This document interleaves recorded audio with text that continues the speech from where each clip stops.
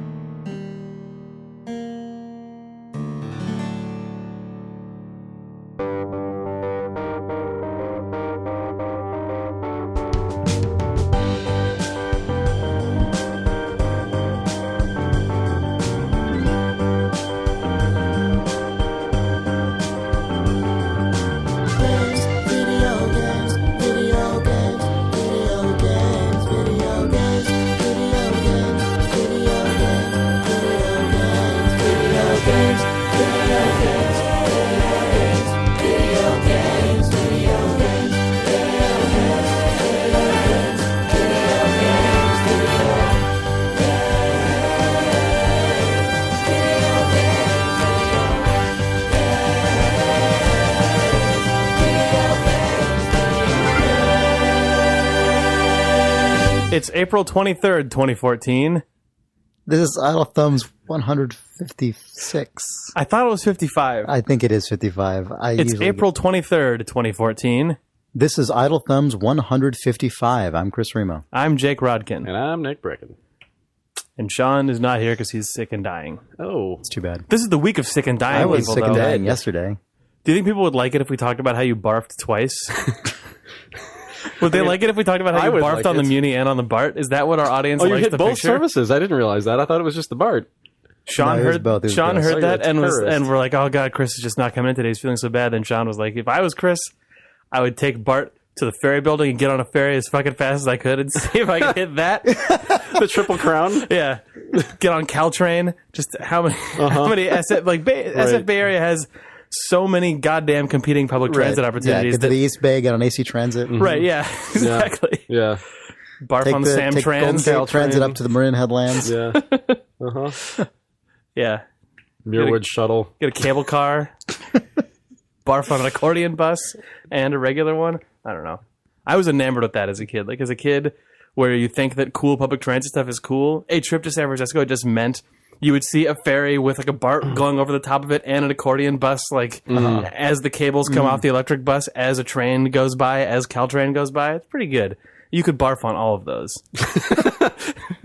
As an adult. I don't know if I like this conversation.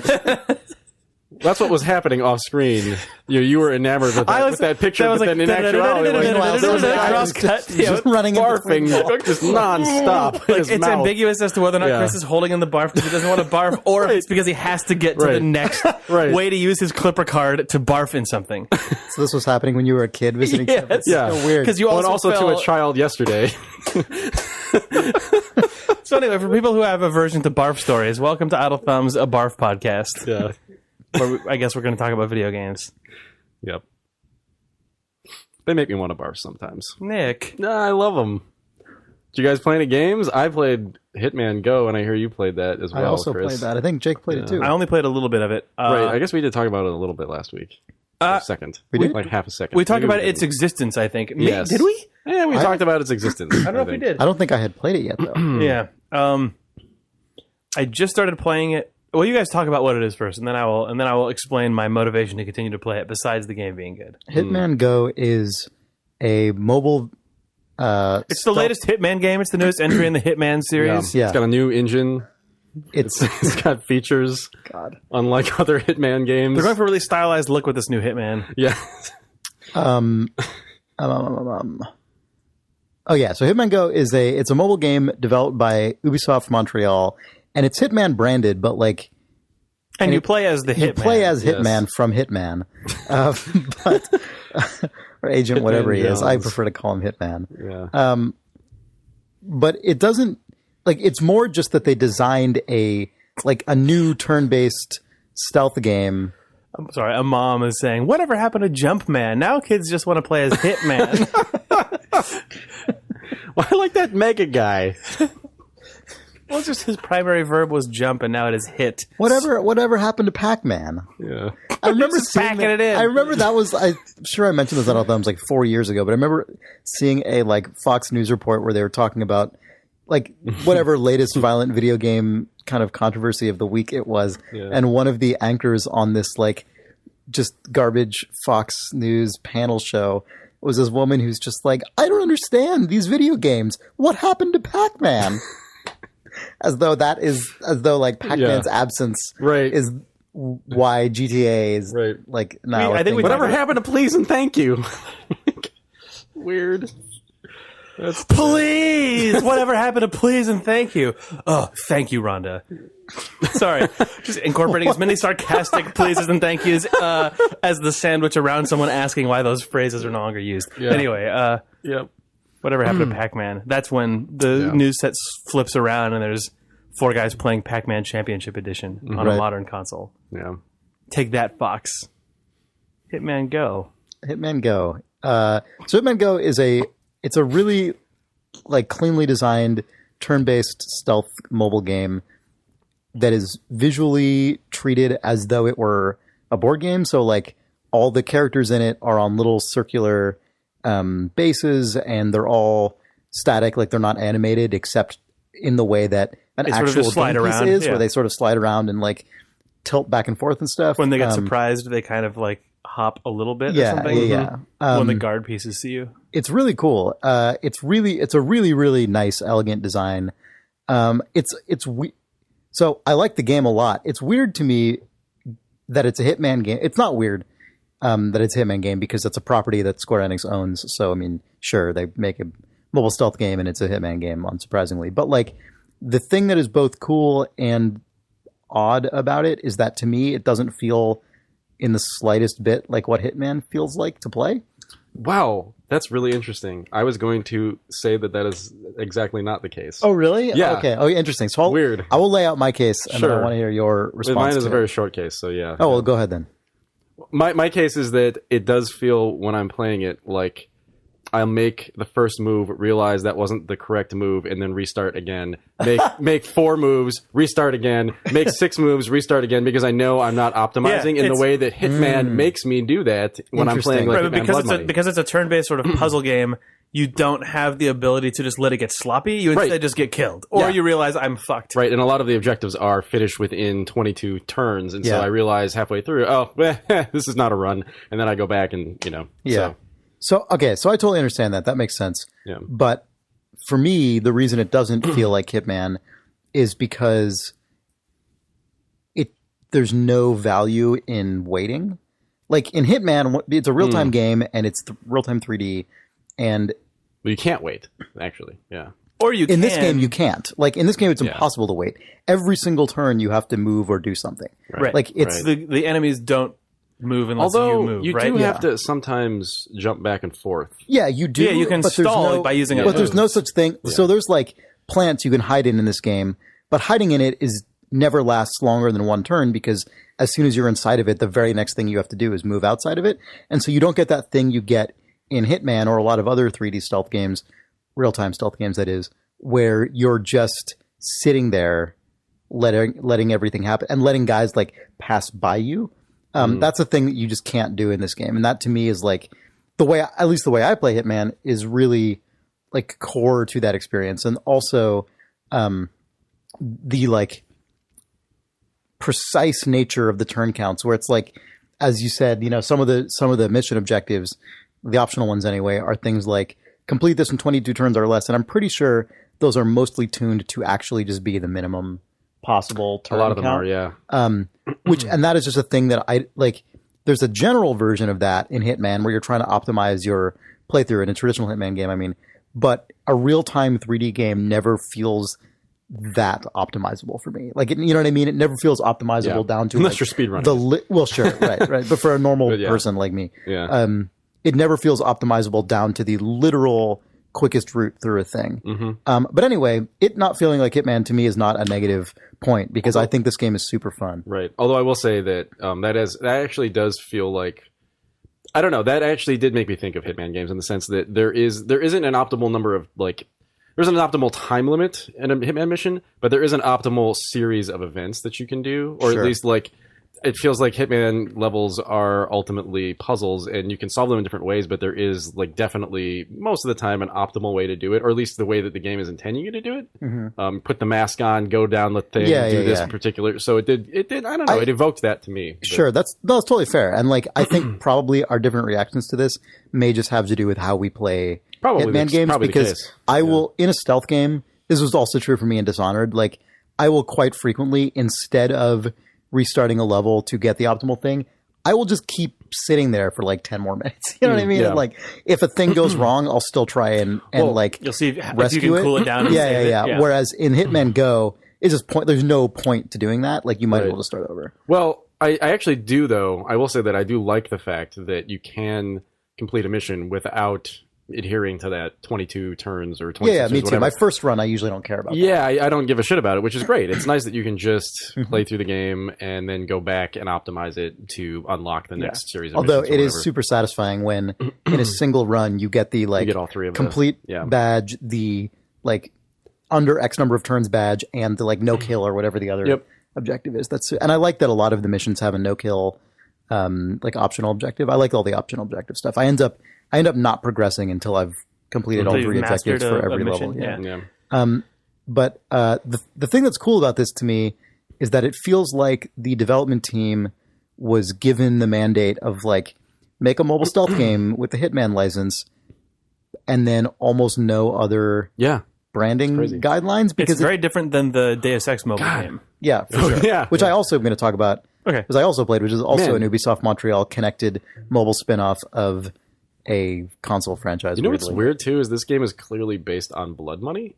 Like it's not only it's not only This is the thing that I wanted to talk about for 2 seconds, because it's just I started playing it, and the first thing that I did was leaf through the very opening screen because I like just exploring the UI. And each sort of collection of there's a bunch of sort of submissions inside of one large theme. Like the first one looks like it's set at a tennis club or something like that, or like a posh mansion. But each box or each collection of levels is inside of a board game box. But if you slide through all of them, every time you complete missions, you get, I guess, arbitrary complete tokens. And if you have enough, if you've completed enough objectives inside of one sort of cluster, you can open the next box and start playing through the next set. But the 5th set of them is specifically just says it's like it just what is it inspired called? By, or is it just it says curtains down 8 levels inspired by Hitman Blood Money. So the final, you have to complete 145 missions to get that, but that's the thing that I want to play because I want to see do that. Missions that I played through in Blood Money abstracted down into this and just see, because I'm sure it's gonna be cheeky as fuck, but it's also going to be cool. I don't know. One of the final missions just has I'm like almost that's my next one. Oh really? Oh wow. Yeah, that's the end of the game. This is a long. I know, and like there's a ton of content in this game, like for a mobile game especially. Like I'm on the 4th world, whatever it is, 4th like mission pack. And I feel like I've played a ton of these missions. You had to have played at least 90 to unlock that pack. I think if they're each worth 1, maybe I think they each might be worth 3 because you get 3 points for beating all 3. It's a point per objective. Oh, I see. Yeah. Sorry, you're right. I know you said the game looks good, but it looks really good. I would say it looks really super good. Oh. No, I really, really, really like how they rendered this stuff. It's packaged like a board game, but the actual aesthetic style of the game is closer to like an early 60s architectural like where it's like a model. Here's what your mansion will look like. That's built out of foam core and little little trees on there sort of sections like that can fake be taken green out. sandpaper glass or grass, and we can open up the things, and all the little people look like the little like miniature figurines that would be in like a scale model of Disneyland or something. Yeah, I was gonna say Disneyland. Yeah, totally. That's exactly what it is. Which makes it all really fun because it like it keeps a really cold and distanced aesthetic, even though it's all sort of. It would be very easy to say, oh, it's like a board game, and then accidentally make it look very cutesy. Right. Whereas this looks like it doesn't look militaristic, and it doesn't look soulless, but it definitely looks like suave and detached, which I think is good because it all actually, seeing the little figurine of the Hitman inside of it actually tracks really, really well aesthetically. Like it's really for well sure. done. And on that note, like a thing I kind of appreciate about this game, and this is partly relevant because this was made by the studio that made the most recent Hitman game, and not Blood Money, you know what I mean? Which is interesting in the context of what you guys were saying about this game feeling like it's sort of modeled after Blood Money in a way. But I like that this game doesn't really bother fetishizing the violence. Like, it's purely it's like a tactical affair. Like, there's no... They do a kind of goofy little...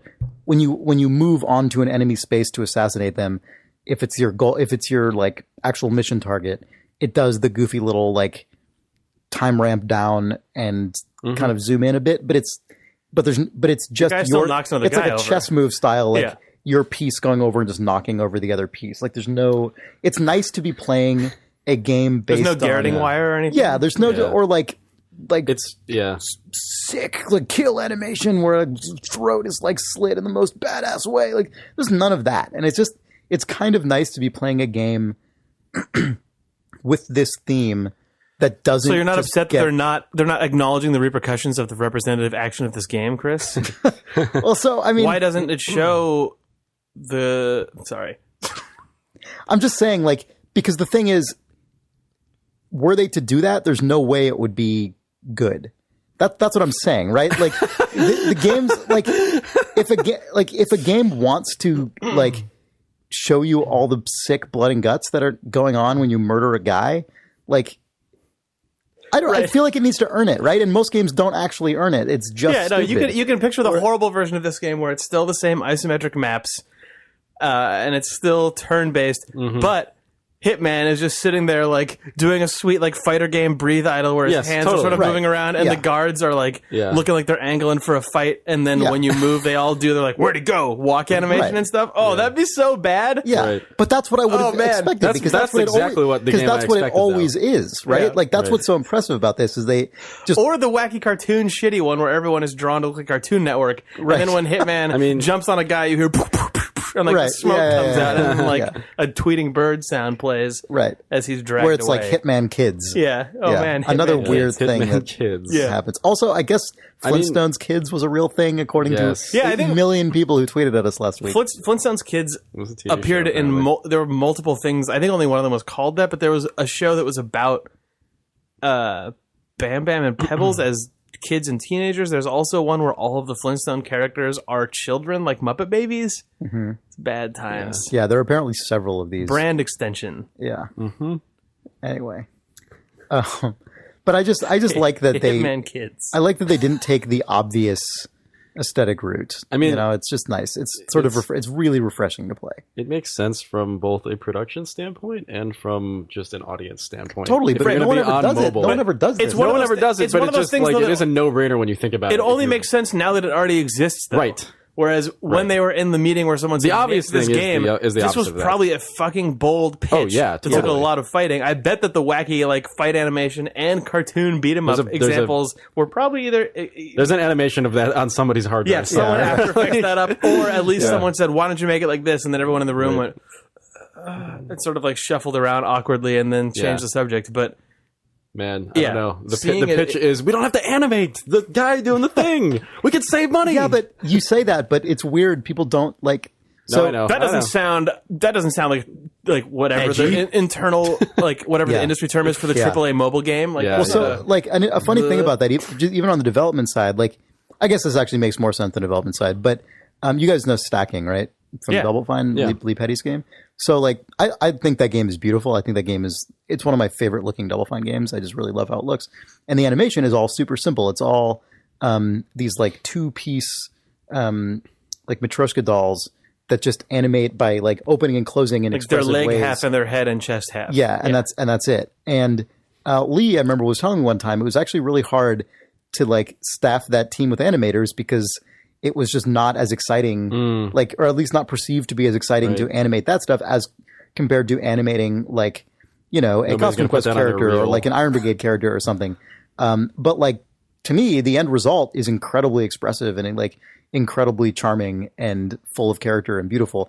But, you know, it kind of makes sense. Like for someone who's like a hardcore video game developer, it's like, well, that just doesn't seem as cool. And I can imagine on a game like this running into similar resistance. Right. Where it's like, well, we could be really pushing this like we've got a whole mobile team sitting hardware, here. and All we they could, want to do is think about how cool a takedown we could do that no one has ever seen on a Retina mobile. iPad. Yeah, exactly. Yeah. But like this ends up being an incredibly like clean and powerful and expressive art style. I think I really like this game a lot. Yep. Yeah. I need to play more of it because like I want to get. $5? Yeah, it's like $5. I really want to get to the blood money levels, and I know also Sean has been playing it because I guess everyone's been playing Hitman Go this week, and he wants to talk about it next week too. So we might talk about it more. Because I hope at least some of us get to the blood money levels because that's the thing that's just the weirdest part where just the surface level, your memories of Hitman will collide with their complete mechanical reinterpretation that is to Chris not at all evocative of Hitman. So it'll be interesting to see what what is it? Just hearing the Ave Maria at the end of a level. Yeah, that was, I was like, like, that was a whoa, nice what? touch. Yeah, crazy. That was cool. Blood money is a thing. Weird. I can't believe they based it on that. Yeah. Anyway, it's really cool. It is cool. Yeah. You know what else is $5? The Last Express is $5. People should probably. Oh, is that on mobile? Yeah. Yeah, there's an iOS Last Express. Cool. Having played a mobile game, I sort of looked at the App Store again for the first time in a while and noticed that was there and bought it instantly. It works seems really like well. that would be a good fit for that platform. It works really well. Like it's not widescreen. You just hold the phone straight up and down. I guess, I don't know what the aspect ratio. What the heck? It's weird. Wait, but it works well. So if you're playing it on modern iPhone, that is 9:16. Yeah. Yeah, it's really weird. I mean, I think there is some space at the top and bottom, but for UI most of it is strange. Which is weird, but it works because that game is very it's a train, frame, so it actually like the door frames fill the view. It works pretty well. That's bizarre. You drag around with your finger to move the view. It works pretty well. I was surprised. It's also on iPad though, which I think would probably be the optimal. Yeah, that game came out at 4:3. Yeah. Wait, the preview here looks like it's a landscape thing. Yeah, it's not. Maybe it is on iPad. It might be on iPad, but on iPhone it is not. So these pictures the preview, it's because the preview is done the way a bunch of stupid App Store previews are, where they make... They compose full screen images, but if you look, those are actually three vertical screenshots. Yeah, right. Hilarious. Right. Cool marketing, guys. Wow, this came out a long time ago. Yeah. Actually, this came out in 2012. There was a lot of border space, but they put the UI at the top or the bottom, rather. Huh. Oh, I can see that. So it's kind of like a square. It's basically a square centered. I mean, we can go into this a lot, but I bet that it's because it was built for the iPhone 4 and below, which were it makes sense. Yeah. Not 16:9. I mean, it must have been because this came out before iPhone 5 was even out, I think. Yeah. It works really well, though. That was when Jordan Mechner was on his iOS roll, apparently, because didn't Karateka come out for this as well? Yeah. Although I'm not a fan of like achievements popping up in the middle of the Last Express. That's not my favorite thing. Yeah, that's a bummer. But oh well. It's cool that it's there because it's a really good game. And if people haven't played it, we probably talked about it 1,000 times, but it's worth checking out. Do you want to just, since you brought it up, do you want to just very quickly explain what it actually is? It is I don't even know what style you would call it. It's a first-person adventure game set in World War I era. It's like right on the eve of World War I. Right on the eve of World War I, yeah. On the Orient Express. And you play as a guy who... I think it's just he's there to just for a meeting or something, but then he finds a dead body in his room and there's a huge plot of intrigue that takes place. But the coolest thing about it is that it is like it's built on a real-time clock, and the game just plays out as you walk around inside of the space of this train. Right, and so like AI agents, like NPCs walk around doing things in the same patterns that they would. It's interesting throughout every playthrough, but that you can change what they do based on what you're doing. This game is an old PC, like early CD-ROM game, like Myst, Seventh Guest Journeyman Project 97, era. Yeah. So all the things that are being described, imagine that they're all taking place in still frames like Myst, where you click and you move to the next frame, except that characters also frame by frame can move autonomously. So like when you find the body in the trunk in your car, if you don't do anything about it at all, eventually, like a constable will come by, find it, and you'll be arrested. Right. They're all on patterns, but you can change those patterns based on progressing through the plot. There are like 20 or 30 endings to that game, but Yeah, it's good. I mean, like the animation is rotoscope. It doesn't look like any other game, or Yeah, at it least looks like very crazy few other like games. Art Nouveau It's- stuff. Yeah, it's really, really from the interesting. era when the game is set. I mean, It's cool. yeah, we've talked about it, but just sitting in that dining car and listening to people talk on on a track, it's really interesting. There aren't. I don't think there's another game quite like it. Nope, it's cool. Yeah. Yeah. So that's what iPhone games are. Mm-hmm. Hitman Go and The Last Express. Yeah. Did you want to talk about the Deus Ex game? Or You guys want to take a break? we could. Sure. Let's take a break. That's the most dubious break tone. Video games. Thanks to Loot Crate for sponsoring this week's episode of Idle Thumbs. Loot Crate is a geek and gaming gear subscription service. For $13.37 a month, which is What? a notable price, they send you a box of basically just of miscellaneous stuff that's related to geek culture. It's they say each box has at least $40 worth of sort of miscellaneous items in it every month that are themed around various just sort of like geek and gaming properties. Like they sent us a sample box that contained that was like I think dragon Dragons. themed, which means that Yes. it had some like Skyrim, Game of Thrones. yeah, hyper stylized figurines from those things. It had a couple D20s. It had like some jerky in it. Was it dragon jerky? Yes, it was dragon jerky. Nice. And they say in the past they've done boxes containing Star Wars themed stuff, Marvel themed stuff, The Walking Dead, Nintendo. I saw like a Minecraft and general space themed ones. This sort of thing isn't really my thing, at least at this point. Like I'm not the sort of person to put a ton of stuff on my desk, but I know from working in the video games industry that this is definitely a thing that a lot of people are super into. So It feels like what you would get at PAX. Yeah, like it Yeah. makes up for not having it's the access sorts to of that things kind that stuff. you can pick up from a lot of different exhibitors at like super specific expos and things like that, but you can get it through these guys, which is pretty cool.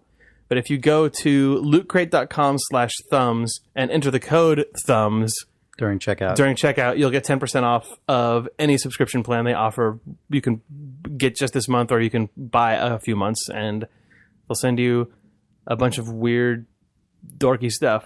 There Loot you Crate. go. Yeah. Thanks, guys. Video games. You almost popped your peas. pooched it.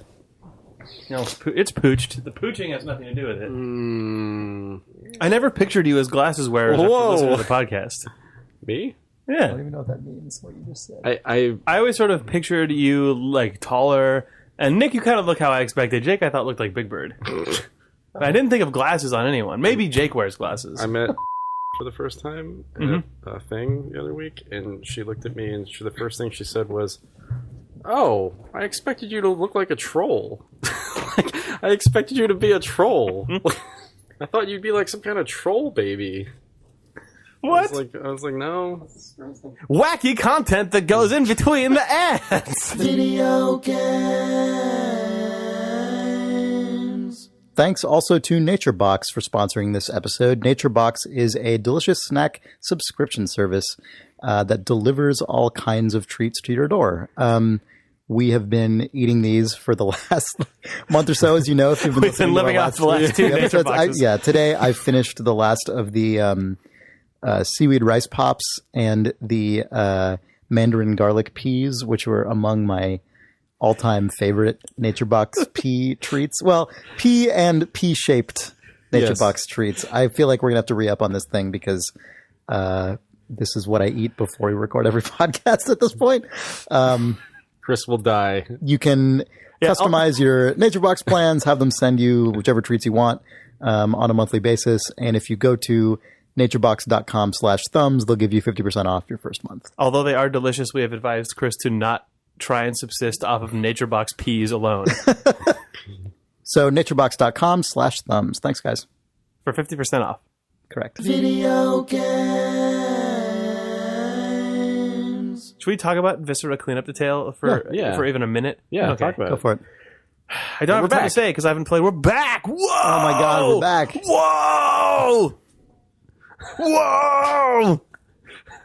Jake's really excited. Let's take a about break. this.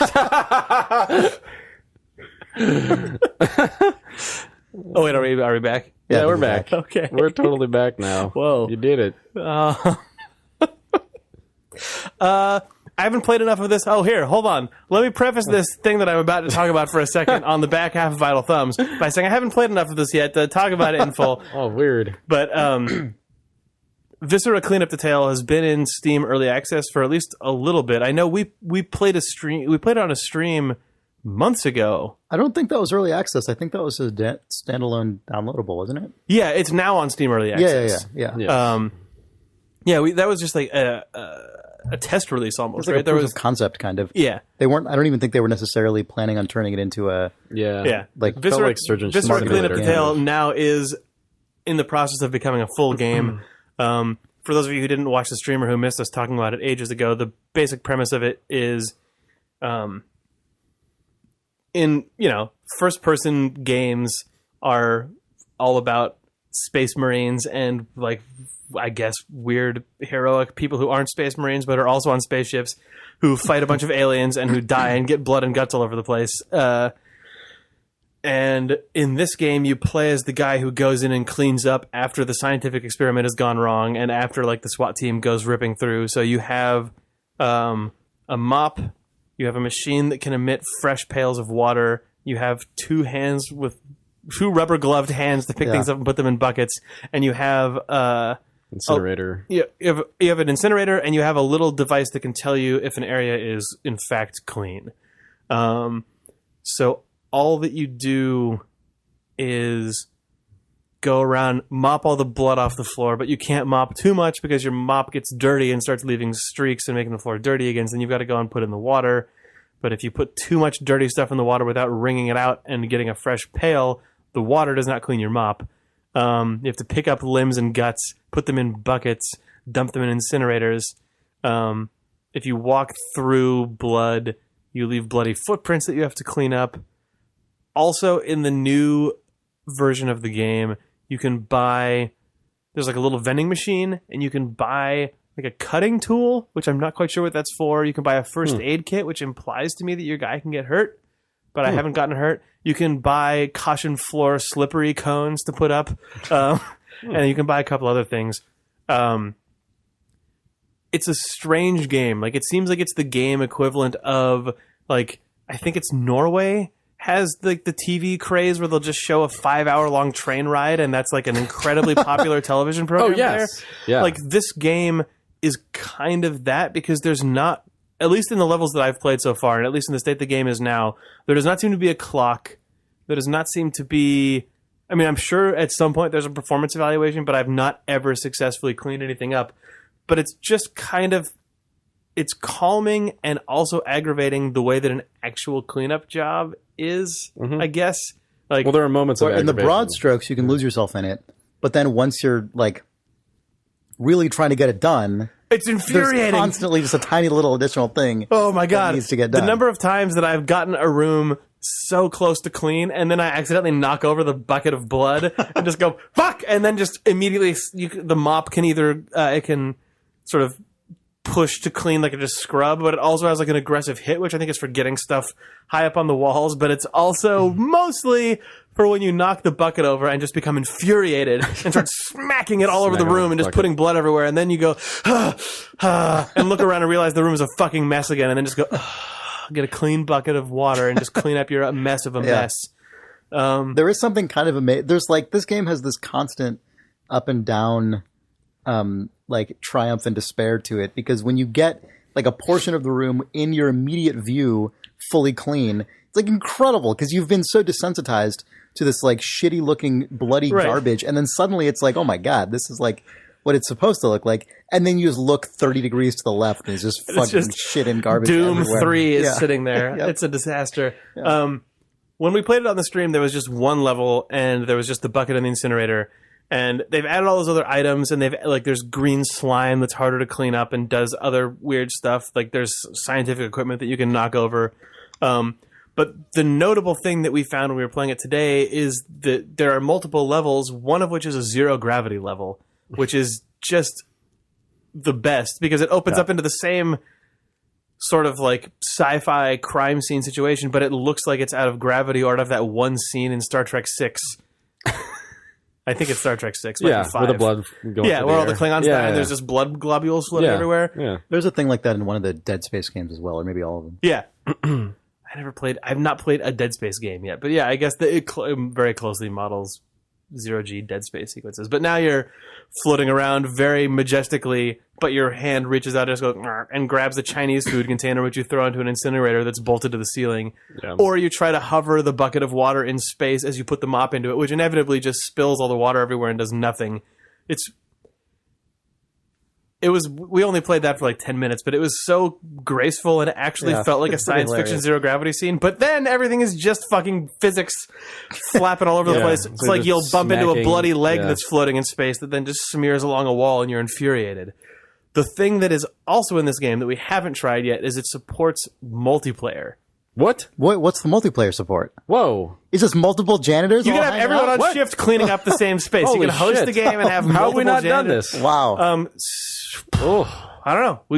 we need to do We should play it, obviously. Like, we should probably try to actually set up a Stream it? stream where we all do Yeah. this. It makes you wonder how quickly it will devolve into someone becoming the foreman and not doing a whole lot of work, but just like, they're like, my value in this game is being the guy on point who's telling everyone what to do, which actually just means that you've talked yourself into the cushiest job. Right. Like, gonna- I'm on lookout, guys. Cool. We're all having a that leg is a smear thing on the wall.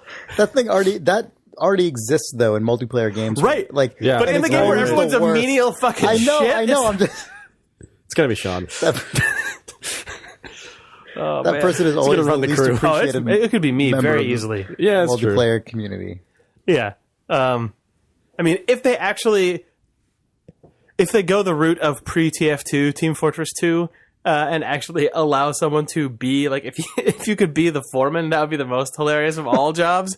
Because right now you have all these different tools. So I when I heard there was multiplayer, the thing that I thought would be really fascinating and shitty would be if instead of the "is this room clean" detector, you as the foreman just got a thing that showed everyone else's clean detectors and whether or not their assigned spaces were clean, so you could just berate people. If you had a device that would let you inspect and grade other people's If you stuff. could also do something like pick a player and then like paint or lay down a volume in the level that like in that player's view puts like a semi-transparent overlay over the parts of the room that they're supposed to clean. So like everybody has Right, if the foreman's like, you've got corridor F. Yeah. And then you're like, okay, fine. yeah. Yeah. I don't know. That'd be If good. you rotated Or- foreman by round, you could maybe make that work. Yeah. Or allow the player to just come in ahead of time, throw blood everywhere, and then just like walk away and say, "This is your challenge." Well, that was the thing that seemed like it would be the best, would be if Yeah. there was TF2 Viscera Cleanup Detail, but it would Yeah. actually first say upload a demo. Right. And Right, it would yeah, then yeah. just, you could go and fast forward through basically the security camera of Yeah. Two Fort, and then it's like, okay, every time anyone dies, it leaves that the blood and guts persistent, and then says, okay. Yeah. Yeah. And the jibbed. Right, yeah, I guess parts. now we're the Manco cleanup crew or whatever. I think that there Yeah. is when the new Shadow Warrior came out, there was a Shadow Warrior Yeah, that- level that was done as a Mm. piece of promotional material, and that's included. But Like some kind of Santa one as well. yeah, but it actually connecting to a game would be the most outrageous thing that Yeah, could ever yeah. happen. Oh, But, multiplayer and zero G would be fucking ridiculous and stupid. God. Like that would probably It be would be unmanageably impossible. stupid. Yeah. Yeah. But just being there when you're cleaning stuff and then some fucking idiot other janitor comes by and knocks over a bucket of blood in your room, you would be so mad if you're playing multiplayer, like not zero Oh G. yeah, it'd be infuriating. Oh my god, it would be infuriating the way that would be in real life. And I That's guess like- that makes it fun. Well, like I mean, that's you'd get if people are invested in this in the slightest bit, it would just be what it's like when someone fucks up your Dota kill or something. Yep. And they just morph into like full on genuine human rage. So we've found the opening act for this year's international. Actual Viscera cleanup, like, Right. reality TV janitorial competitions. Yeah. Where they use the two soundproof booths and have 4 people and a foreman each on the same level. They say go. Oh man. And these are the actual Dota teams that are Just a, competing. yeah, it's a, Yes, you make the Yeah. Dota teams do it. Yeah. I think it's more interesting if you announce the pre-roll for the international is going to be like the same with like Trick Dota, with where we're talking about one guy controlling 5 guys. If you as Valve say this huge event, just so everyone knows, when people are getting seated in the first hour of the first day, we're going to be running a 4-team Viscera Cleanup Detail ladder. So submit your demos of your speedruns now. Like, submit your shit now. Yeah. Because we'll pick the best 4 groups of 5, and you all get to be flown out to the international. That would actually be great. That's what they do at sports games. Like, in between a period, they'll have just like a goofy competition, or like Little League guys that just come on and like play a short little version of whatever. Right.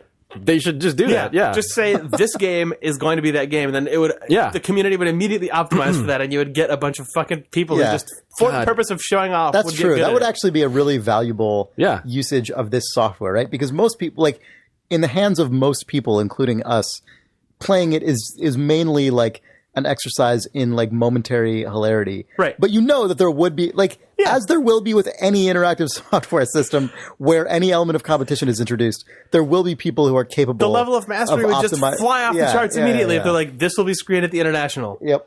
There's a prize pool of $0, but but you get free room and board. Yep, we'll fly you to Seattle, and you can sit in the same room that whatever.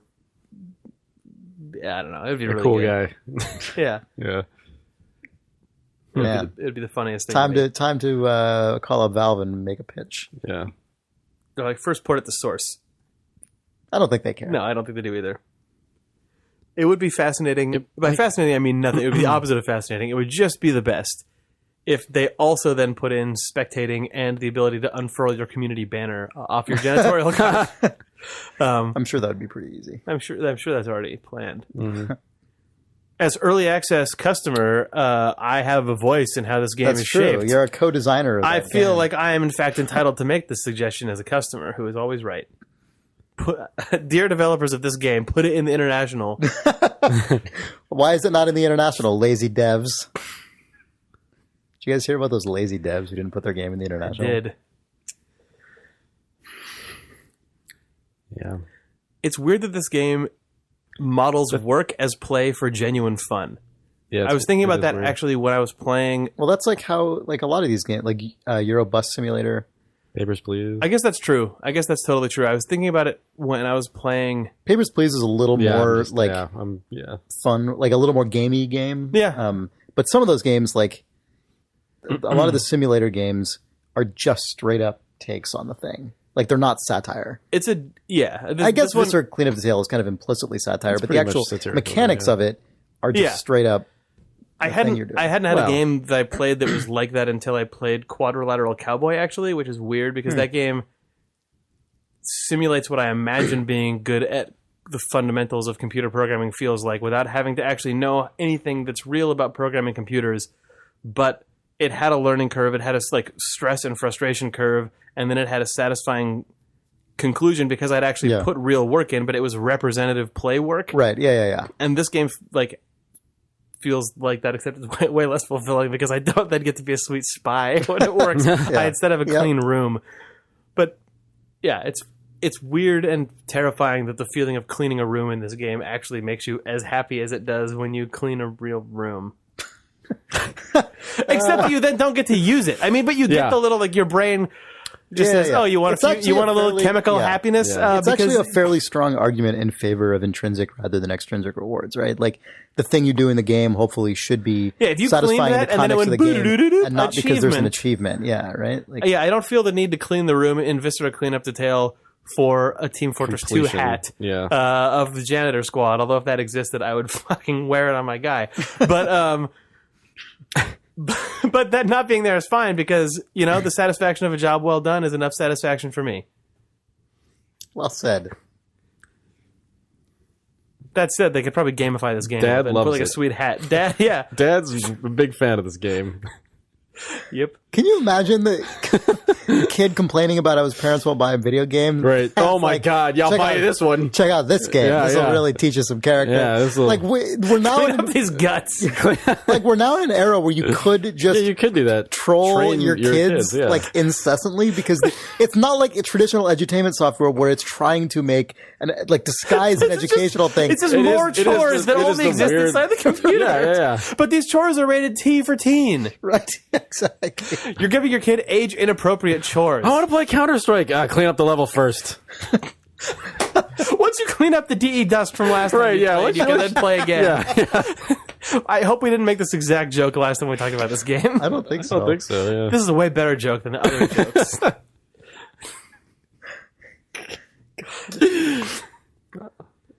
There's just a version of this for everything now. Like if your kid complains about not having a car yet, you can just give them the incredibly boring driving simulator instead of the exciting driving simulator. Right. This is what it's really like. Bleh.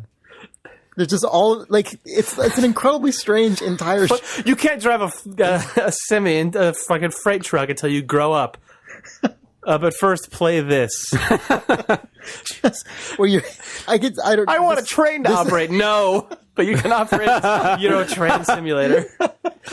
I'm just imagining a parent who has an incredibly like unclear idea of how to discipline their child, but like these things that have like, or maybe they're just trying desperately to be the cool dad, but that's their way of doing but they're it. not willing to just buy them Halo or something. Yeah. So we are now also creating the story of The Wizard 2, where a kid with dysfunctional parents who don't know how to raise him make him play all these boring, shitty games. Then Valve announces that Viscera Cleanup Detail is in the International, and this kid has to leave his broken home to travel with his older brother. Yeah, to go to Seattle. Yeah. And be in the International 2. I mean, International 5 or whatever, which contains Viscera Cleanup Detail, and Mario 3. Yeah. This all made sense. Yeah. I feel like it did. Yeah. I played Deus Ex the Good Fall. transition. I don't know where to go for that. I played Mario. I don't know how to seg that one. It's fine. Actually, you saying I played Mario reminds me, before we talk about this, Go ahead. I am on the final dungeon, finally, of Zelda Link Between Worlds. And basically, when Zack Johnson was on the podcast like months ago, and he said, here's why you're wrong and stupid about Zelda, because this is why it's good. Everything that he said was right. So go back to that episode, and he was entirely correct. The way that the game actually opens up is very good and feels very self-motivated, and some of the dungeons actually require multiple items or emphasize items, but you can get far and get things out of them with like it. It's not as open and insane as one might ideally try to create, but functionally, the back half of that game feels really good because of the fact that what you equip on your guy is driven entirely by your choice for what to buy. Yeah. And Zach is right that it also does make you actually value getting rupees in a way that you never have in a Zelda game. Anyway, I finally got back into that game and just blew through like the last 5 dungeons in the last few days, and the whole time I was like, God damn it, Zach Johnson. But whatever. Anyway, sorry. Anyway, I played Mario. Buy a 3DS soon. I think I'm buying a 3DS soon. You want to borrow mine when I've completed this game? I mean, I could borrow ones, but I think I'm just going to buy one. I think I'm just going to do it. Yeah. What are you Mario excited Golf. about? Get that Mario Golf. Mario Golf? That's the thing that made me want You're it. excited about Mario Golf? I know. It's weird. Oh my God. I didn't know there was a new Mario Golf. Yeah. And it looks really good. And it makes me want that, but also to play that game. It's a good Zelda game. Yeah, I've seen it being played and wanted it. Don't like the way it looks. Anyway, I played Deus Ex the Fall, which is I played the Steam version of it. It's a PC port of a mobile game based on the most recent like main Deus Ex game, Deus Ex Human Revolution, which was like one of my favorite games the year it came out. And that was developed by Eidos Montreal, and then this game was developed by some other company, N something. Like nailed it. Yeah, I should have looked this up, huh? It's a newly developed game. Like it's a Unity game, as opposed to like whatever the Sorry, I gotta say, like, what? And Fusion Interactive. Some other company in something sounds like what you would say on a newscast when just everything goes wrong, and then there's just a clip of you on YouTube saying that.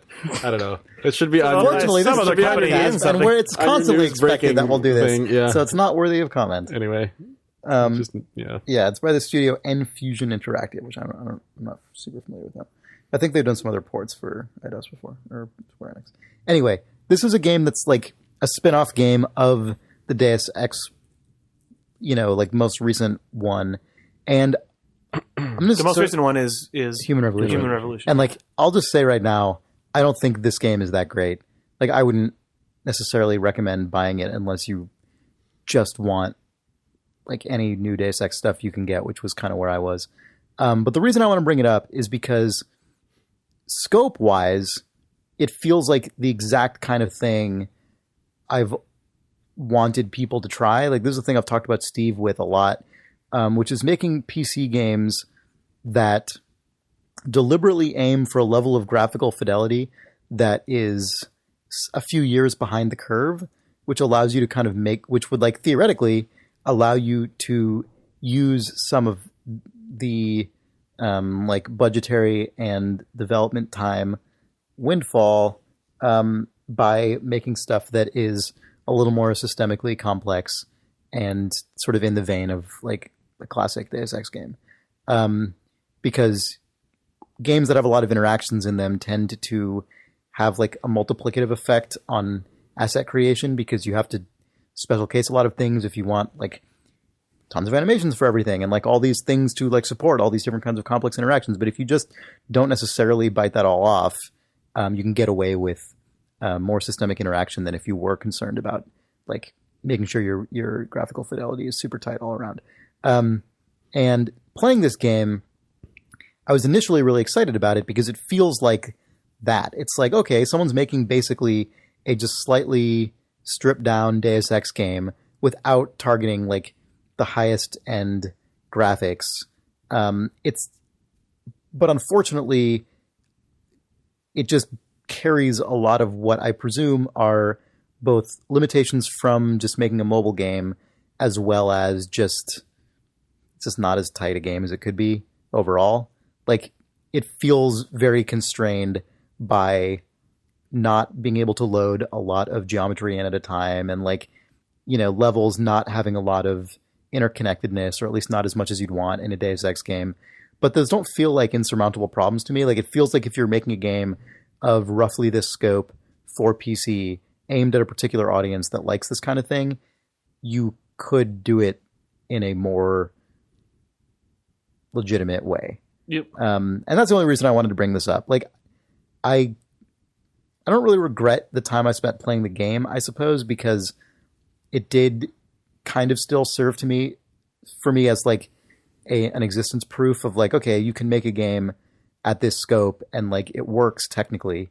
I just wish it were a better game. I don't know. Cool. I don't know. I think that's really cool. I've wanted someone to actually try that for a while too. Yeah. And I think was hamstrung by the fact that it was a mobile game first and foremost, unfortunately. But I wonder how well it did on mobile, because it doesn't seem like, I mean, I didn't play the mobile version, so I don't know how it controls, but like, I can't imagine a game like this would be super pleasant to play on a phone. Like, it's a first person stealth game, essentially. Right. I don't know. It's weird. It's strange.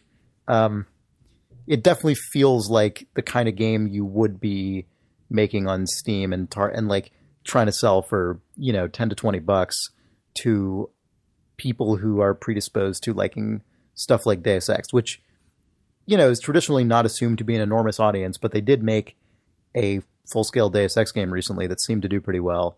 And it seems like you could probably spend less money and still capture a lot of what was cool about that game, and just, you know, just accept that your market is not going to be like the 10 million people who only buy stuff that is like the most explodey, pretty looking thing around. But you also know that a ton of the Deus Ex team has to have been animation, world art, effects. Yeah, exactly. Graphics, rendering. Right. Like, cutting all those people out of the team. There's a bad way of phrasing that, but doing a project with a team that does not require give it to those a smaller team in the first place. Like, there's something that is almost, I could be totally alone on this. I know that Steve kind of feels this way sometimes, because he and I talk about this a lot. There is something that is almost refreshing about playing a game that is targeting that like mid 2000s level of fidelity on PC, because since it's a PC, you can still render it at the native resolution of your monitor. Yep. And the actual geometry of the game is still like rendered at as high resolution it can be. Like, the textures are whatever you export the textures at, but like there's a level of crispness you can get to that is totally different than like playing PS2 emulated game where it's just never going to feel native res unless it's in like an actual emulator that's running that stuff natively. But like with PC games, you get this benefit of always being able to run them at whatever your native res is. And if with it's a 3D game. PC games that looked nice then and were made in a way that they can run like that, you still get the confident art direction choices, but it just runs really crisply. I think about that a bit too, because like No One Lives Forever 2 is a great example of that for me. Deus Ex 1 doesn't hold up quite as well in that regard, but that's not really an inherent problem. That's just that particular game. You could make a Deus Ex-like game that does hold up really well. You know? Yeah, it seems like with a tool set like Unity, which, I mean, if it's a thing that Unity is good at out of the box, it is cranking out a game without batting an eye that has a like functional aesthetic fidelity of like 5 years ago or whatever, when that engine, like, you know, I mean, you can get incredible looking stuff out of Unity, but without trying very hard, you can hit a fidelity level like that. But it's interesting to think about how, or it's a thing that I think about making a game that has the aesthetics of an early mid 2000s game, but then finding like the one or two really cheap but striking things you can do with modern technology, like just whatever it is, color grading or a cheesy post effect. Like you can just like you can throw a couple little iconic things on top. Yeah, I think a really good touchstone for that is Wind Waker, which is a game that is like the geo is really simplistic and the textures are very, very simplistic, but then like when things explode, you get those incredibly high resolution little explosion curls, like little tiny touches like that. If they're layered on top of confident art direction, even if your actual general visual fidelity of the game is fairly low, little things like that will like bring everything else. Those little touches are way easier to author on top of content at a level of fidelity that is like GameCube res now than they were at the time. Like those explosion sprites in the first Wind Waker, like they are, you could tell how they were made, but seeing them was just it was still impressive. But now we live in a world where that is already solved.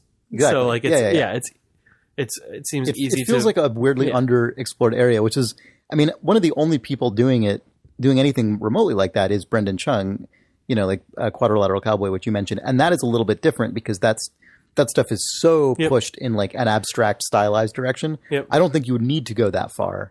I mean, I like his stuff, but it's a different. It seems like what's coming up right now, which is weird because I think that it's actually really expensive to execute in the way that is popular looking. Is imagine a Super Nintendo that had 2 Super FX chips plugged into it. Like imagine Star Fox, but with 2 or 3 times the polygons. That seems like a look that is really, really in right now. Can you think of some examples? There's a lot of I keep seeing flight sims and people's like cool renderer art tests. Oh yeah, even like Enemy Starfighter. It even seems like, with the exception of the main character, the new game by Mike Bithell, Volume looks like that, where it's all very sort of vectory, low poly, except that the human character is a really high res character, which I think is actually a good example of a game that's using deliberately lo-fi art that then just has spots of incredibly realized high res modern stuff that you can normal map all up the ass. I don't know. There's just a lot of stuff that I keep seeing right now that is just like heavily faceted, untextured stuff that looks like right before the PS1. But that just, I think, is because people are tired of pixel art, so now they're doing early shaded art. The next retro look. But that stuff seems way more expensive to me than just making a low poly guy deliberately. Sure. I don't know. Anyway, games. I'm curious about the game. I don't know very much about this game because he hasn't announced very much yet.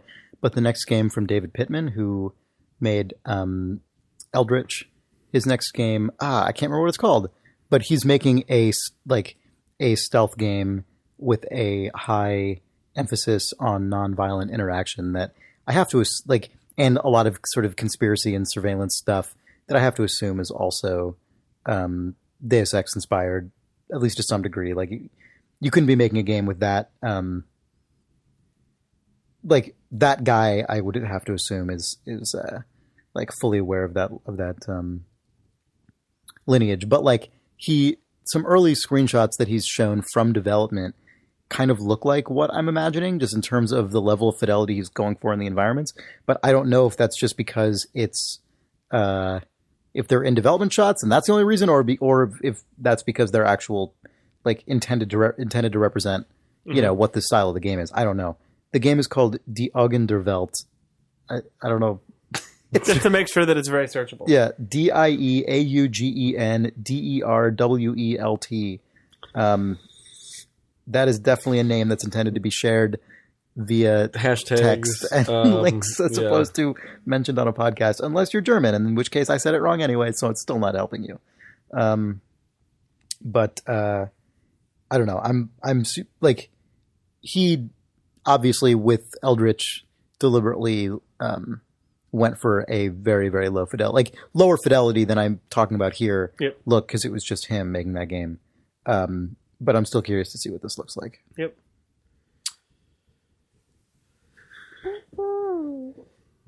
What was that? Nothing. I don't recognize that sound at all. That was a reader mail starting up.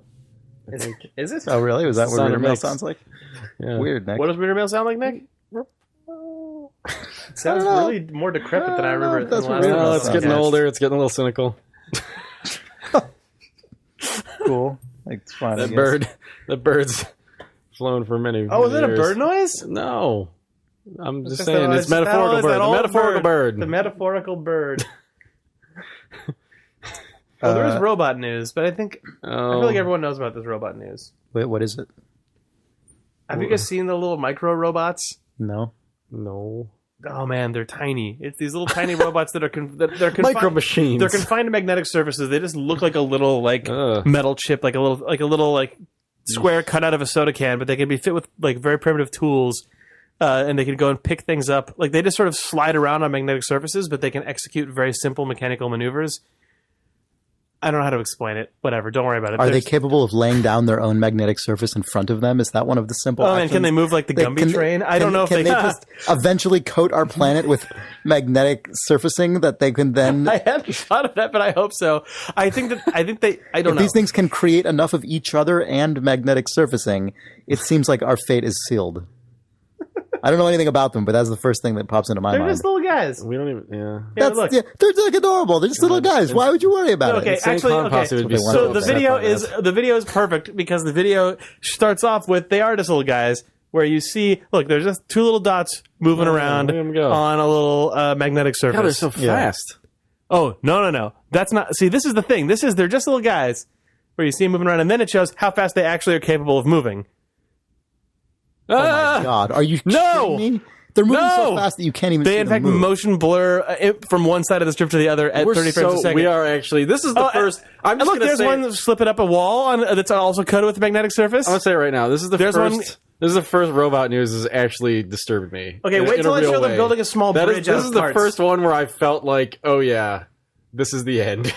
Oh no! Here's them using simple tools, including they have a little pot of glue that they can Learning to use stick things to tools things. This is is why, like the first all, step to like, sentience, yeah. right? It's like one of the things. Like science The fiction second robot stuff, places a probably drop not of true, glue what I on the just said. substance to The hold. first step to intelligence or like the something. big plotting robots in movies, or like probably even like that movie Transcendence. I'm sure, like I know, like they're building a subplot of that ladder. was, like, ugh.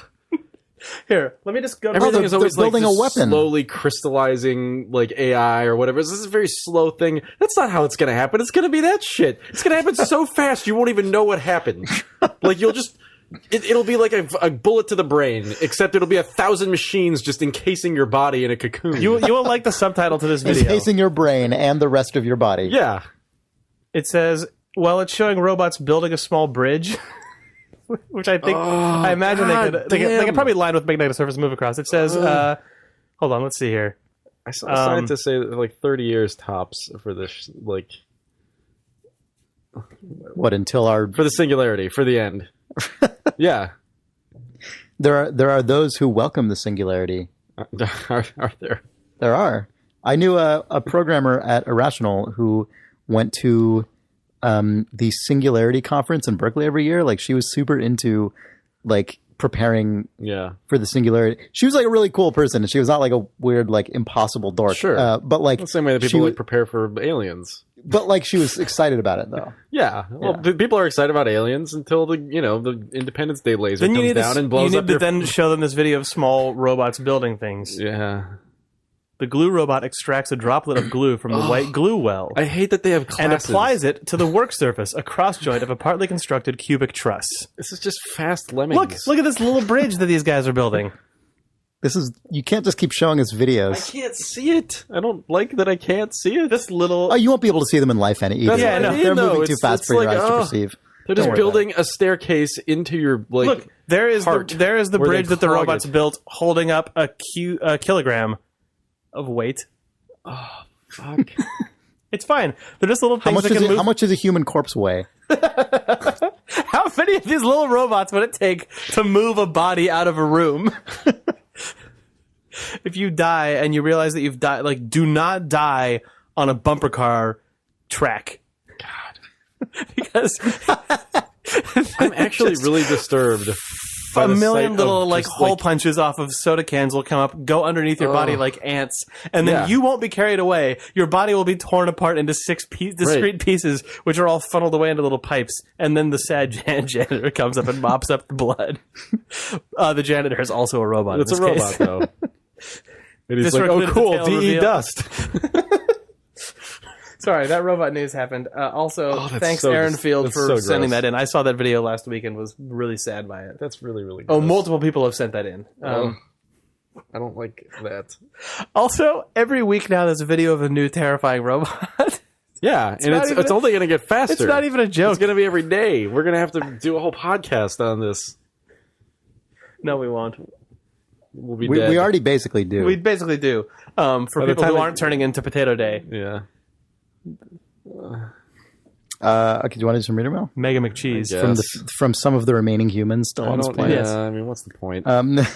Nick Kritz Blackburn writes, "Hello, in episode 154, Wish I had that super name. good. Jake asked if people on NeoGAF get together for meetups. The Australian sub-community OSGAF has had countless meetups across the east coast of Australia. We do state-by-state meetups when possible. We also had the first national meetup at PAX Australia last year. Most of us who went to PAX didn't care much for the event itself, but we saw it as an excuse to get 20 or 30 of us together in a room and goof off for a weekend of board games and drinking. There have been a bunch of real-world friendships made from OSGAF, a few clashes of personalities, and a range of weird social interactions. Mostly we just drink beer and talk about Dota 2. And for the record, they're called Thongs Fuck South Australia. What does that mean? Regards, Mac Blackburn, Internet Man. What? Is that some weird call-out to someone who's going to know what he's talking about on OSGAF? What is it? He said, and for the record, they're called Thongs Fuck South Australia. Well, Next email. I just wanted to see if I could get you to say that weird phrase that means nothing. this is when we should also say hi to the OSGAF thread on NeoGAF. Oh, yeah. Oh, Hi, hi. OSGAF. Matthew Massier says, "Hey, Thumbs. Every so often you guys get floated the question, how does someone get into the industry? And it's always a challenge to answer since each of your experiences has been varied and a little off the beaten path. So my question instead is, do you need to be internet famous to get funding for a project? I know it's not black and white, and having any recognition only serves to help. However, I'm seeing more and more indie publishers helping developers with Kickstarters that increase the chance of success. Have the days of out-of-the-blue developers with a great idea getting funding left us? Would you have suggestions for aspiring indie devs with no internet visibility or recognition? I wouldn't even know where to begin to get out there. Thanks for reading, and I appreciate any discussion or thoughts you'd have to share on this subject." Matt Massier. It seems like it's totally possible. It seems like you just have to have something that catches somebody's attention. Yeah, I don't know if have it's to- more or less likely than it's ever been, or at least right now, I don't know if it's more or less likely than it was a few years ago. It just seems like it was just always nearly impossible. Yeah, for sure. But whenever a new avenue for undiscovered people or for undiscovered projects to get funded appear, they become really notable, and then a bunch of other people move in on them. Right. But the presence of a bunch of other known commodities using those platforms probably doesn't mean a whole lot other than it was a new way for you to, for a second, notice a bunch of unknown things getting discovered and funded. I mean, I think it's clear that in the last 10 years, more unknown things are being discovered and funded than for were sure. 10 years Versus prior. 10 years ago, your chances are way higher. It's but just that there's also so many more unknown people with I think I see what you're saying, making though. the Like- attempt to get known. But you're talking about like the gaming section on Kickstarter or like Steam Greenlight. The first couple of months of that, right? Everybody who's on that service it is seems the like thing those that things gets get seen. 6 months But of now it's holy just- shit, yeah. and then Right. and then now Brian Fargo's there, or but like I mean, it feels That's like always the case with it everything. but feels that, like I don't think stuff like there are examples such as games like FTL that just had a Kickstarter video that just was so compelling that even though I don't I know people who know like Brian Ma and stuff, but those guys are not known names. Like they're known to some people in the industry because they've worked with them before, but they're not I don't think they had in any way a public brand prior to FTL. I think the and question it was was, though, only like- based on what they had to show for Right, themselves. but if they were to do it today, I think the question would be, would I it have think- received as much attention? And I think the answer is probably still nearly as much. It depends. Yeah, I think probably almost as much. I think that it is still a matter of the right time and the right place. Like the exact game FTL, were it to appear now, would probably have a less good chance of getting picked up on Kickstarter, but a completely different game by a completely different unknown group of people that was equally compelling. right, might have a chance of like getting a Steam Greenlight campaign that gets enough traffic that some weird company like. When you're saying that, are you saying that because there have been I'm saying the kind of a specifics surfeit of space games and similar and, concepts? and the specifics of a strong Kickstarter video from an unknown at this exact moment in time is probably less likely Sure. than it was like around the time that Broken Age was coming out Right, or was being sure, announced. sure. Whereas like I actually don't know what it is right now, but it feels like for a bit getting a ton of Steam Greenlight noise meant that you had the ability to potentially attract funding or to flip that into another fundraising campaign in a way that like when like I guess it was two years ago now or a year and a half ago when Broken Age was on Kickstarter. 2 years. 2 years ago, yeah. Wow. Like that was a time when it feels like so many eyes were on that service for a few months that you could just on the power of your video get funding. But it feels like there's places where people are looking for that stuff at all times, but they're not necessarily the same. And because the different Right. places are the same, that probably means that different types of games and different types of ideas are going to be the ones that are more likely to bubble up at a particular time. Mm-hmm. But For sure. I don't know. I don't know. I think something like Hyperlight Drifter is analogous to FTL. Like it felt like the same level of success. Where did Hyperlight Drifter come from? Same kind of presentation. It came from, well, the first time I saw it was like the night before the Kickstarter, and it was just a guy posting his art on TigSource and saying like, "This is a game I'm involved in. It's gonna be here. It is."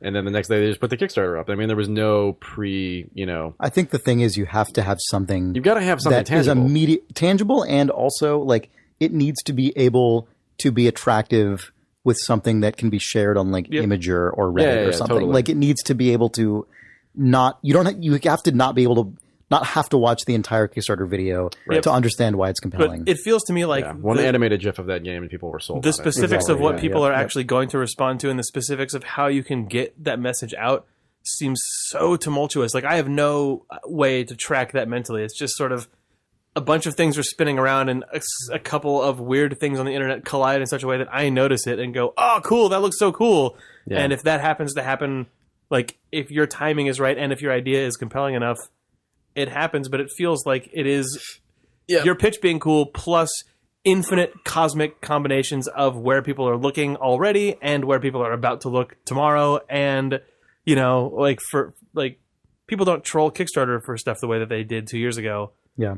But I think Chris is right. I think if you package it in a way that is transportable to social media, to a blog post or whatever, that's just the way to do it. Just to make sure that people can. Even that's not a thing. Rather than having to go to Kickstarter, you can optimize for it, but you can't engineer it. Well, right, of course, you can't engineer the success of it, but you can engineer the like assets themselves and give them the possibility to. You know what I mean? But yeah, you can't ensure that anything's going to happen. Obviously, I'm just saying it feels like the ones that become successful, that is like a prerequisite. It's like the ability to be shared in that way. Yeah.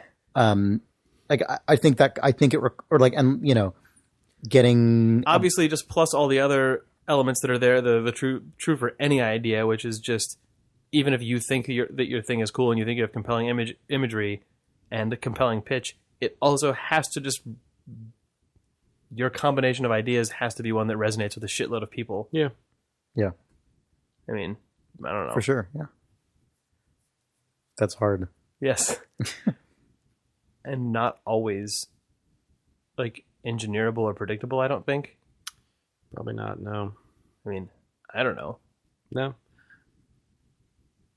I think most of that stuff seems like a no-brainer in retrospect, but actually is not when you're trying to sit Well, like down there and was that figure it other out. game that was coming out right around the same time as FTL that looked way nicer aesthetically. That was that sort of isometric starship bridge management thing. Wow, I don't remember. It looked like old Star Trek. Remember that? There's something out. There was an isometric pixel art thing with a bunch of people on a bridge, and it looked very much like old Star Trek, and it came out right around the same time as FTL. Or it was announced around the same time as FTL. It looked like 60s Star Trek. Oh, the pixel art one. Yeah. Star Command. Was that Star Command? Yeah, that's what you're talking. I think that's what you're talking Man, about. okay, the images that were out around the same time as FTL, everything looked very small compared to what I picture as when I think of Star Command now. But maybe that's not true. Oh, maybe I'm thinking of a different thing. I don't know. But anyway, Yeah. I saw those like within a day of each other, and if I had been asked to point at which one was going to blow up and what would be the thing everyone talked about forever, I would have easily said the game that was not FTL, despite the fact that FTL looked mechanically compelling. Right. They both looked mechanically compelling, but one of them just looked like a very fully realized idea. Well, as far as a packageable, digestible first blush. FTL also, I think, included early access that day that they went up on Kickstarter, right? Like that was right. And that's a pretty significant thing. The fact that you can download, that's actually the reason why I funded it. Just, knowing nothing about it, I was like, I'll check this game out. I give them $15 and check it out because I want to play it right now. So I played How did that work for people? Presumably there were people who just canceled their pledge and kept the game, right?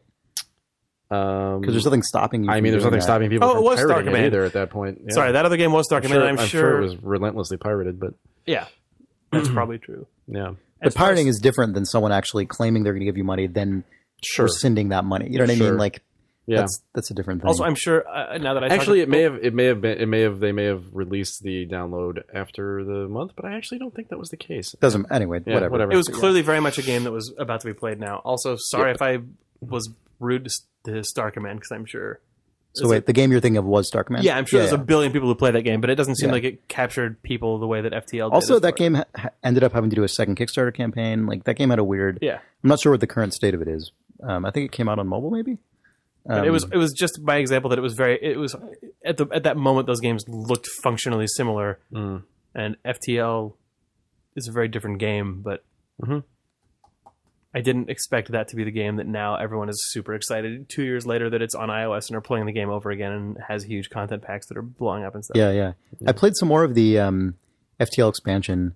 It's really cool. There's a bunch of cool stuff in there, like charge guns and like all these like different kinds of weapons. It's as with last week, it's still kind of hard to talk about as like a big monolithic expansion pack because the stuff is just all seeded into the game. But it is really cool to just play through and just come across new stuff. I keep having this problem where I come across something and I'm like, is this new or do I just not remember this? Yeah, I had that same, like I opened it up for 30 seconds and just immediately closed it because I realized that my brain hadn't hit the point at which I want to play more FTL because I played so much of it. I know, I did too. But I will eventually go back to that game. But I did notice like little tiny things, like now you can hover over a star that is further away from you. Oh, and it shows you the jump pads. It shows you the jump pads, which is something I actually asked them for over Twitter like a year and a half ago. And they're like, yeah, we're working on it. Now it's in the game finally. And I was like, fuck, also, that's the thing I want. You can, when your crew is in like a set of positions you want, you can like set waypoints at that setup and then click a button and they will all walk back to those waypoints. Oh, that's nice. So like after you've moved them all around your ship to deal with the combat encounter or like repairing stuff, you just hit that button and they all go back to their standard points. That's really fucking good. Yeah, it's really good. To go back to this guy's original email question, I didn't say it because I felt like it goes without saying, but it absolutely does not. If you are a known commodity on any axis, it is measurably easier to get any of this shit to work for you. Oh, yeah, like, that's for dumb to say and dumb to not say, but like I wasn't trying to say like, oh, it's so like it's not fucking hard for everyone on anything resembling equal measure. It's still fucking hard for everyone. But it's a lot harder for some people. But like, yes, it is a ramp that is probably an exponential ramp of difficulty. Yeah, for sure. But definitely, like, I don't know. I am not the person to talk about this, but it does seem like the bare minimum that you should be doing if you're in that position is to get on forums. It seems like there are a lot of forums are the biggest thing. Forums seem like the thing that you do. You go on TickSource, you go on the Idle Thumbs forum and the Unity stuff and just talk to people about your game. Like just, like those are the people who will not in a shilly way, not in a shilly way, but like in but like to genuinely engage with that community. Right. Will get into it. Yeah. And like they seem really supportive, and it seems like if a big outlet isn't going to retweet your tweet, those guys will go to forums and use them as a resource. Go into communities and ask them genuine, relevant questions that you yourself are seeking answers to about a game that you're working on. Don't ask, "Do you like my game?" or But like, become part of the community and be the person who's known for working on this game. Yeah. Like if you're the person who's like constantly sharing like cool development things and like asking for questions and being a helpful part of the community yourself, like you will just become known as the person who's working on this cool indie game. And when you're finally ready to like go public with it, there will be other people, other developers, who are other invested like journalists, and just other people on who already know about it Yeah. and who want you to succeed because they Yep. like value you as a member of this community. Like that's so important. Yep. At a really, certain point, really you important. just have to put yourself out there. Yeah, No for matter sure. what the avenue Yeah, is. and that you should be doing that before you like publicly announce your thing. I mean, yeah, like totally. because also I mean, this is it's obviously more beneficial to already be well known, but one like advantage of not yet being well known is that you can talk about all that stuff pretty much completely openly in places like that without worrying about whether you're like spoiling too much early in public, because you're not going to get any press coverage and yeah just based on your forum posts initially. yeah. Like Remembering that in fact nobody cares is, I think, harder to remember when you've already shipped content and people know who Yeah. you are. yeah. It is a It is a gross reminder all the it's time. a No one gives a strange- fuck. Right. So just go and harass everyone about everything online. Yeah. Like, show people your content, ask people questions, because they don't care. You're not actually spoiling anything. There for is an anyone. upside to being entirely fearless because you don't know what to fear yet. Yes. For sure. Yeah. And that becomes increasingly hard to force, I think. Yes. Yeah, definitely. Yes. Well, that was a podcast. Mhm. Cool. Oh, is that a podcast? I guess. Yeah, you could claim it was. The store. Yeah. Go to that store. There's an Idle Thumb store. Go to it. Yeah. What's the URL? Store.idlethumbs.net. There it is. Store.idlethumbs.net. We have a We have new... all that stuff down there now. Every time I'm going to say something specific, you're going to say something general, apparently. Where I'm There's like, like- we have a new t-shirt. Like, we got a new some shirts. So the URL, store, Hey, whatever. No one else is starting this up. Cool, guys. You're really good at this. As you may have heard last week, and perhaps the week before, we have a store at store.idlethumbs.net. It contains a lot of the stuff from our Kickstarter, although we are now out of the Idle Thumbs vinyl EPs, unless you're a Kickstarter backer, in which case we're still holding yours, so please pick it up if you're a backer. Yeah, But or tell us you don't want it. Or tell us you don't want it, which is totally fine. You can still, if you don't want the EP and you're a Kickstarter backer, we can still give you a download code to the MP3s or FLAC. And then you can totally burn your own bootleg CD that's like lossless quality. It's a better thing than the vinyl. You could burn it to DVD audio. And it would be worthless because we didn't record it at that fidelity. You could burn it to SACD. What is that? Wasn't Oh, that, yeah, wasn't that a Super thing? Audio Super CD. Audio CD? Oh, yeah, this it's- oh, it's crazy super good. format. Oh man, so you could also probably transcode it super from audio. FLAC to MP3 Plus or MP3 Pro or whatever that format was. Like 2 MP3 players supported. But also we have a new T-shirt up, which is called Idle Vice. It's frustratingly called Idle Vice, and it's a like hot pink, or I guess like coral color with like a sort of bright blue version of the Idle Thumbs logo on it. It looks incredibly 80s and is good.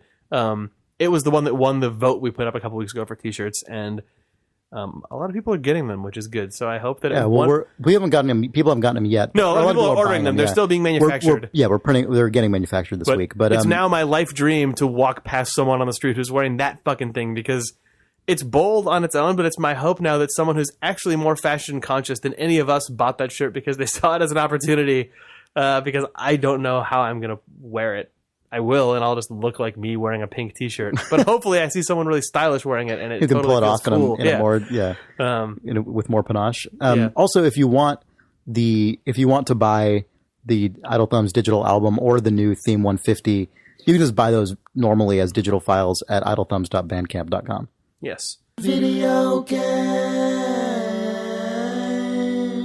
We should also once again thank Loot Crate for sponsoring this episode. Once again, Loot Crate is that subscription service that will send you a box of sort of interesting geek and game items. If you go to lootcrate.com/thumbs and use the promo code thumbs, you'll get 10% off any Loot Crate subscription. Cool. Yeah. Yeah. Real ad in Nice. the midst of our interesting Our stumbling ad. content. Yeah. This Loot Crate figurine smells like a Happy Meal to me. It has the exact same smell as the Land Before Time figurines that I received in a Happy Meal, probably circa 1986. It's giving me an insane flashback Ratatouille moment. Anyway. The best thing that could ever appear in a Loot Crate would be an a replica of an old Burger King Star Wars glass. Oh God, yes. That was Burger King, right? Yeah. Okay. Yeah. That would be probably Jurassic Park plastic cup. That was my Star Wars glass. Sorry. I don't want to talk about this too much because Loot Crate is a sponsor of this show, but like, okay, actually, fuck it. Loot Crate has already got this going on, so the Loot Crate spin-off Yeah. that is just the same. They already have all this infrastructure up. Oh my God. You're hypothesizing that this is not a real thing, what you're talking No, about. what they should do is license vintage Happy Meal toys and vintage Burger King Kids Club toys and be like, okay, Oh, Burger King's Kids Club. Wow, what crazy. yeah, what? I just forgot that. I like, haven't heard that phrase spoken Whatever. in like So 20 it is years. like this month, like you wouldn't want to announce, you wouldn't want to do it as blind box style as they do it, but you'd want to be like, get in because this is reprint of Land Before Time Happy or Meal final toys. remaining stock from a crazy warehouse. Oh, but no, because what you want is the one that would, like, if your opening salvo is Yeah. McDonald's Mario Brothers toys. Right. Oh my God. No. Oh, the Goomba, the wind-up Goomba. Yeah, see? I don't know. Licensing and then no. remanufacturing those exact toys. Oh, I would buy them. Because the box could be branded like a fucking I would buy 1989 so Happy many. Meal or whatever. Oh, it's gross. Anyway, I would- whatever. oh. I was gonna say that it would be tough because the toys might be owned by all the different fast food companies, but they might not be. It'd be yeah, who knows? I wonder. Those licensing rights may have reverted. yeah, but the I'm license, sure, yeah. but the ownership of those specific toys might still. Right. Anyway, Those whatever. toys This is what themselves, are we talking about? I don't know. I basically just want a wind up Goomba. The wind-up Goomba. I think I have a wind-up Goomba somewhere. Son of a bitch. I'm gonna find it. But yeah, this week you get. I mean, you could blind box the Burger King Star Wars glasses. People will still go for that. But Yeah. like, whew. Yeah, Man. that's what I'm talking about. Anyway, whatever.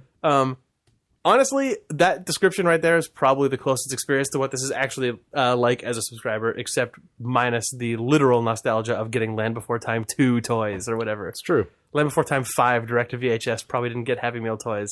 That's the one you start with. That's the easy get. Right. Sometimes that stuff does, though. I think a lot of those, like, weird seventh of them Disney spinoffs end up... No, they do. Like, weird Tinkerbell movies Yeah, that's like end the up getting... Wendy's kids like- meal gets those, though. Yeah.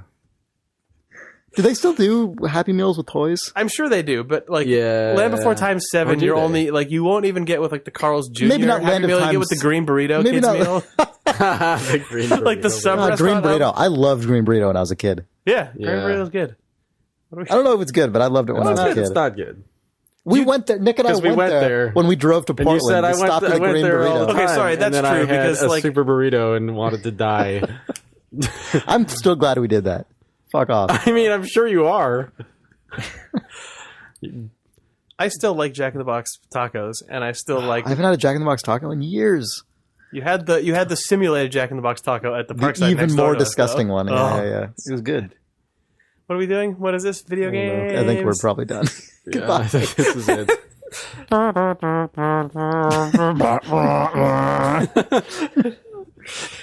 I'm assuming that song is going to be in there. Probably.